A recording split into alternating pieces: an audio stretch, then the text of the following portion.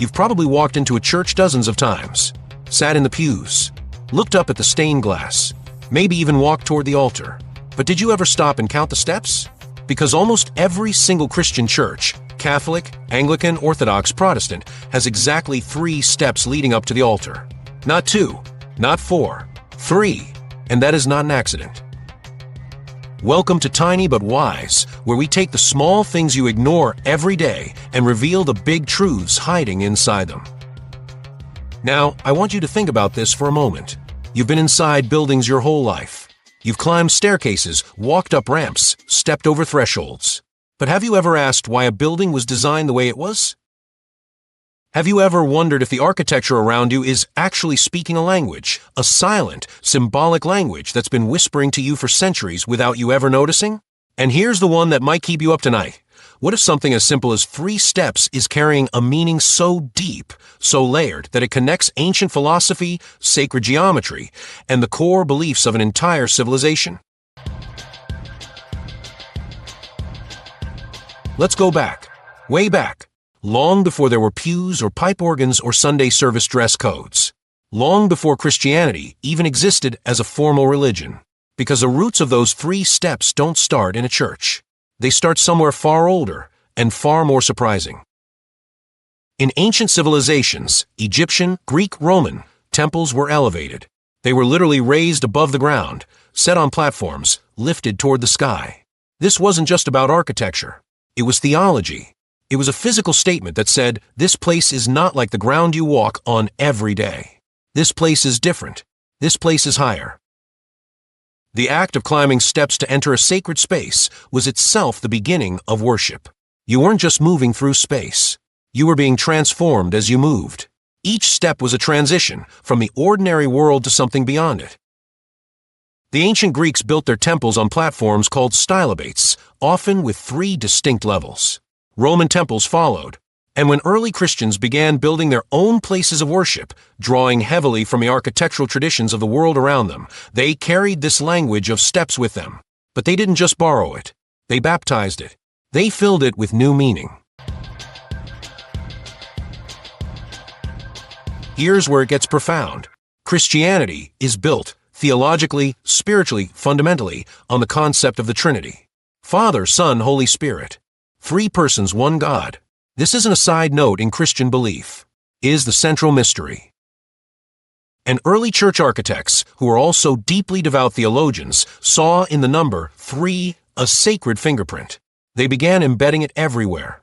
In the structure of the liturgy, in the design of the windows, in the layout of the nave, and yes, in the steps leading to the altar. Those 3 steps became a physical creed, a sermon in stone.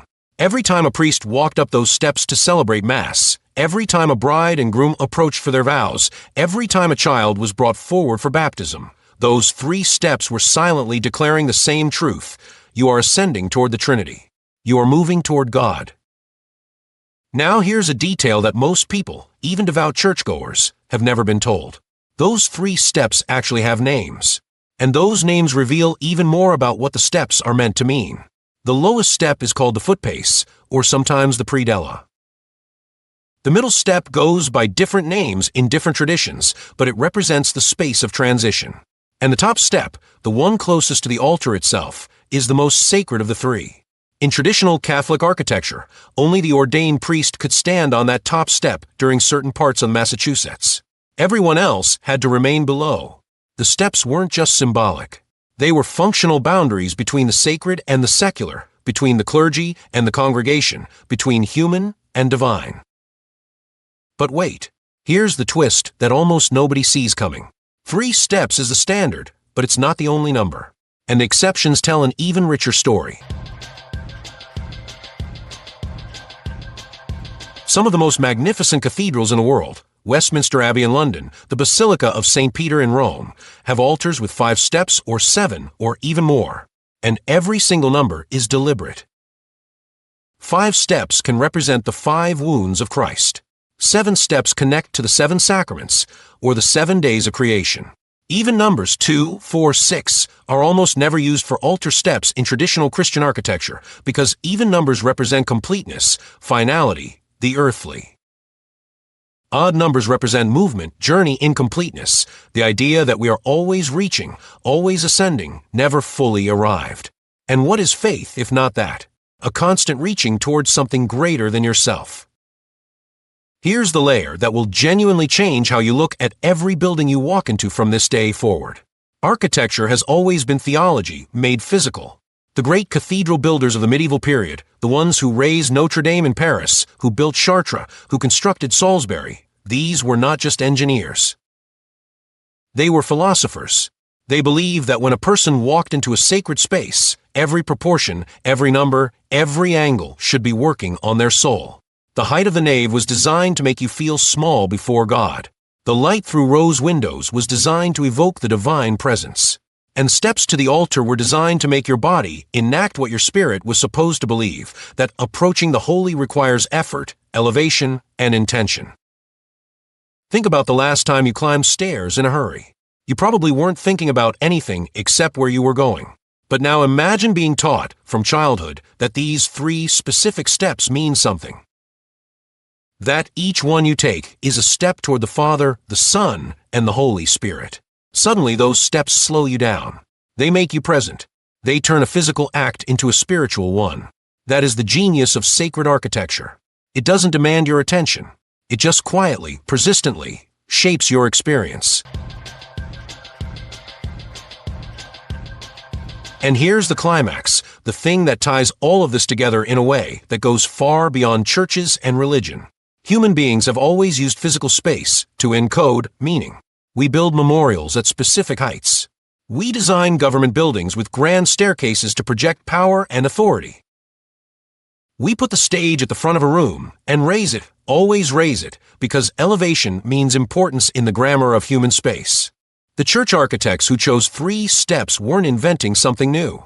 They were speaking a language written into human instinct, and they were filling that instinct with sacred purpose. Those 3 steps are a reminder that the spaces we inhabit are never neutral. Every doorway, every ceiling height, every choice of stone over wood, every set of steps, someone made that decision for a reason. And most of us walk right past without ever asking why. So the next time you walk into a church, or a temple, or a courthouse, or a cathedral, or any space that makes you feel something without you knowing why, look down, count the steps, and ask yourself what story the building is trying to tell you. Because it's always telling you something. You just have to learn to listen with your eye. If you found this video valuable and learned something new, do us a favor, like subscribe to TinyButWise and share it with your loved ones. Now your turn. Drop a comment with the next topic. We read every comment, and the best suggestion gets a shout out. See you there.